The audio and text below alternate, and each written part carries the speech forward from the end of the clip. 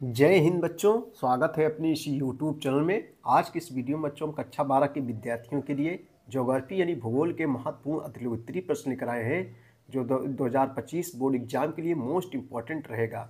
तो चलिए देखते हैं दोस्तों, हम लोग अतिउत्तरी प्रश्नों को जो लगातार कई वर्षों परीक्षाओं में पूछे गए हैं। आइए देखते हैं कक्षा 12 के विद्यार्थियों के लिए भूगोल के महत्वपूर्ण अतिउत्तरी प्रश्न 2025 के लिए मोस्ट इम्पॉर्टेंट रहेगा। पहला क्वेश्चन है जो लगातार 10 वर्षों से 5-6 वर्षों से लगातार दोस्तों पूछा जा रहा है, तो 2025 के लिए मोस्ट इम्पॉर्टेंट रहेगा। पहला क्वेश्चन है कि मानव भूगोल को परिभाषित कीजिए। यानी बच्चों मानव भूगोल को परिभाषित करना है। मानव भूगोल किसे कहते हैं, अथवा मानव भूगोल को परिभाषित कीजिए। आइए इसको उत्तर हम लोग देखते हैं। देखो उत्तर क्या लिखना है। मानव भूगोल मानव वर्गों के वातावरण की शक्तियाँ, प्रभावों तथा प्रतिक्रियाओं के पारस्परिक कार्यात्मक संबंधों का प्रादेशिक आधार पर किया जाने वाला अध्ययन है। किया जाने वाला दोस्तों अध्ययन है। फ्रेडरिक रेटजेल के अनुसार मानव भूगोल, इसके अनुसार दोस्तों फ्रेडरिक रेटजेल के अनुसार मानव भूगोल मानवीय समाजों और धरातल के बीच संबंधों का संश्लेषित अध्ययन है। चलो अगला क्वेश्चन देखेंगे। प्रश्न 2 है कि जनसंख्या परिवर्तन के 3 घटक कौन से हैं। अगला क्वेश्चन है दोस्तों, प्रश्न नंबर 2 है जनसंख्या परिवर्तन के 3 घटक कौन से हैं। तो बहुत सीधी सी सरल उत्तर है। देखो जनसंख्या परिवर्तन के हम लोग उत्तर देखेंगे। जनसंख्या परिवर्तन के 3 घटक हैं। पहला है जन्म दर, दूसरा है दोस्तों मृत्यु दर, और तीसरा है दोस्तों प्रवास। जनसंख्या परिवर्तन 3 घटक निम्न है। पहला है जन्म दर, दूसरा है मृत्यु दर, तीसरा है प्रवास। इन 3 घटकों से किसी भी क्षेत्र की जनसंख्या का आकार किसी भी जनसंख्या का दोस्तों आकार परिवर्तित होता रहता है। ठीक है, आकार परिवर्तित होता रहता है। तो ये दूसरा क्वेश्चन हो गया। अब हम लोग प्रश्न नंबर 3 देखेंगे। मानव विकास सूचकांक की अवधारणा का विकास किसने दिया था। मानव विकास सूचकांक की अवधारणा का विकास किसने किया था या किसने दिया था। तो आइए बहुत ही सीधी सी परिभाषा है।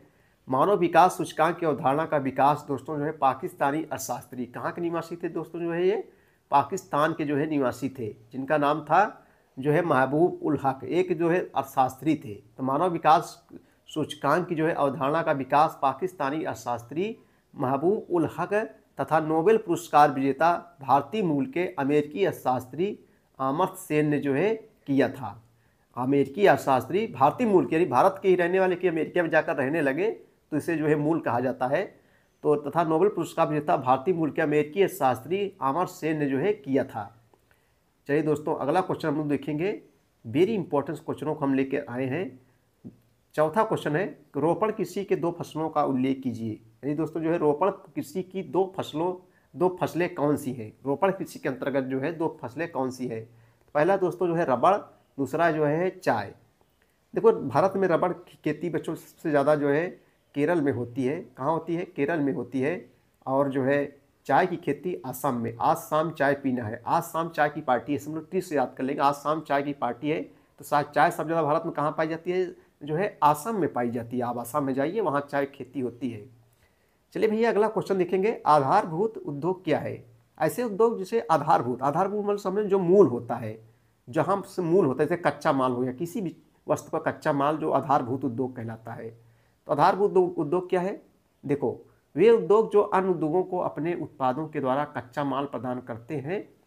कच्चा माल दोस्तों प्रदान करते हैं, आधारभूत उद्योग कहलाते हैं। फिर से देखेंगे हम लोग। वे उद्योग जो अन्य उद्योगों को अपने उत्पादों के द्वारा कच्चा माल प्रदान करते हैं, आधारभूत उद्योग कहलाते हैं। जैसे लोहा इस्पात उद्योग, अन्य मशीनी उद्योग के लिए इस्पात रूपी कच्चा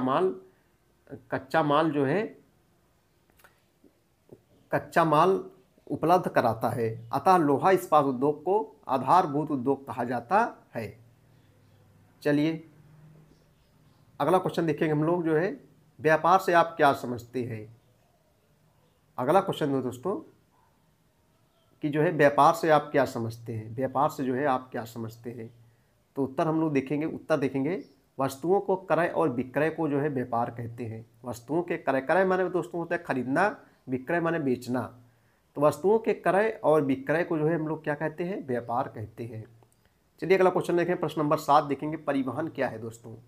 परिवहन जैसा कि आप लोग जानते हो, बस परिवहन, रेल परिवहन, ना तमाम परिवहन के साधन हैं यातायात के, जो एक स्थान से दूसरे स्थान तक वस्तुओं को पहुंचाते हैं। सीधी सी परिभाषा है, सब अपने मन से क्वेश्चन को लिख सकते हैं। परिवहन क्या है दोस्तों? देखो, परिवहन एक उत्पादक क्रिया है जिसके द्वारा वस्तुओं तथा व्यक्तियों को एक स्थान से दूसरे स्थान तक पहुंचाने के पारिश्रमिक के रूप में आय प्राप्त होती है। पारिश्रमिक के रूप में आय प्राप्त होती है, ठीक है, और एक स्थान से दूसरे स्थान तक पहुंचाते भी हैं परिवहन।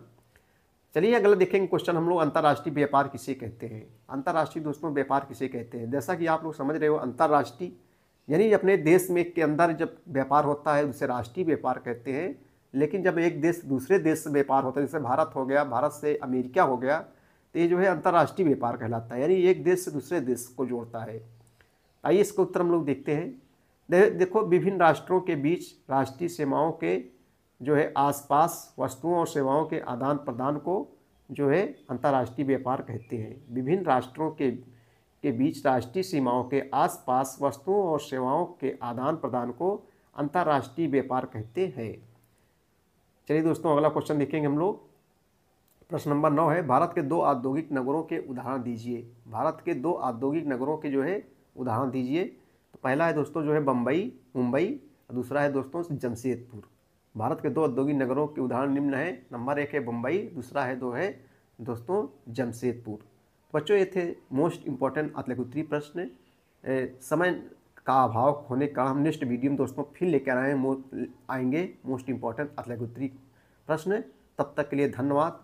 Thank you so much. जय हिंद, जय भारत।